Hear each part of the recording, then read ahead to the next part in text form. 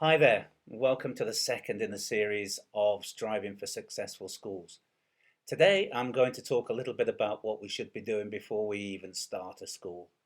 So this should be of interest to anybody who's thinking of starting a school, working in a school, being a trustee or a governor, parent, maybe sending someone to a new school. Now, we know that there's far more to a school than a building, and in fact, the thinking about it begins way before you think about what building you're going to use. The first thing that anybody needs to think about before starting a school is going to be, what's my target audience? Where's my cohort of students going to come from? What do they want to achieve? And more importantly, probably, what do their parents want them to achieve? Now, if I'm working in inner city Leicester, for example, in a normal state school, I know that I'm catering to a wide variety of people, diverse abilities, etc. And of course, we're always got diverse cohorts of students. But if I'm in an elite school somewhere internationally, then I know that the focus for my school has to be on something pretty specific. I know that most of the parents and many of the students are looking at how they will study internationally. In the UK, in America, studying in English, needing to work abroad. So I need to think about how I provide that for them. What is it they're going to need? So what often is a good thing to do is to have a look at the competitors. What are the competitors doing? What curriculum are they teaching? How are they teaching it? What are they doing well? What are they maybe not doing so well that we could do better? So having a look at what the opposition is doing, your competition, is key before you get even started on this. So once we know what what we're aiming for, basically what the end goal is, then we can start to think a little bit about what curriculum we're going to follow. What fits our students best? Now, if they're aiming for elite universities, we're going to have sort of an academic focus, a very much academic focus on what we need to provide.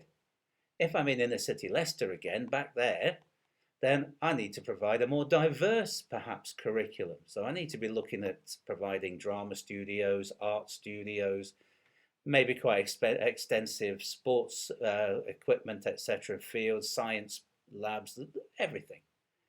If I'm preparing something internationally, academically, maybe I don't need all of those things at the start. I am probably going to need to equip myself in terms of ICT. So I'm going to need to think about how that fits with what I'm going to provide, the curriculum I'm going to provide. So this is a core and very key consideration. What fits the needs of the people who are going to populate my school? It's only after we've got this then we can start to think about the building. What sort of building do we need? What access do we need? Where should it be located? How big is it? How many students can get in this building comfortably? Do we have the opportunity for expansion? Do we have chance to use rooms in a variety of ways, collapse walls, etc.? So we need to be thinking about it. It's very difficult to take a curriculum and fit it to a school. Okay, it's much more easy once you've established the curriculum to go and choose a school, to go and design your school around your curriculum. So that's something to think about. Now, the other thing you need as a startup school or something very close to startup is you need to have the best that you can in terms of leadership. So you've got to have a team at the top in terms of who you can work with, who will communicate effectively the basic vision that you have now, because that's what you have at the moment. You have sort of a basic vision. The bigger vision comes later when you start to plan how you're going to develop that and implement the processes that go with it. So you need a leader, a strong leader. You need somebody who's got experience of the curriculum that you're going to teach. You need somebody who's a motivator, a communicator, somebody who perhaps has good connections in terms of staff that they can bring into the school, somebody that you can work with, and also somebody who understands the local culture and is able to work with local teachers. Because it's quite often you find internationally that the expectations internationally and locally don't always quite go together at the beginning. And so what you have to do is sort of blend the local strengths and the international strengths together, and maybe sometimes even take into account the types of local curriculum that you might find and how that can be complemented by international programs. So there's an awful lot of things you need to think about before you even choose your building.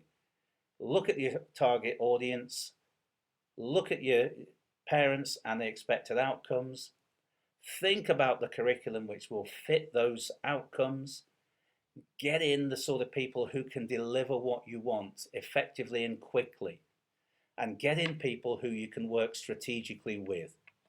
Now, in the next program, we're going to address more specifically strategic development and development planning. It's a really important thing to do. I'll repeat this next time, but they always say, don't they, failing to plan is planning to fail. And it's very, very true. You can't go into a project without a strategic development plan, which is going to fit your vision for success for your school. So that's where we're going next. If you have any questions about anything I've talked about in this short video today, you know where to contact me. You can contact me here or through Facebook or LinkedIn or even through the website. So please don't hesitate. Any questions, get in touch with me. It's been a pleasure speaking to you today. I look forward to speaking to you in the next session. Thank you. Bye-bye.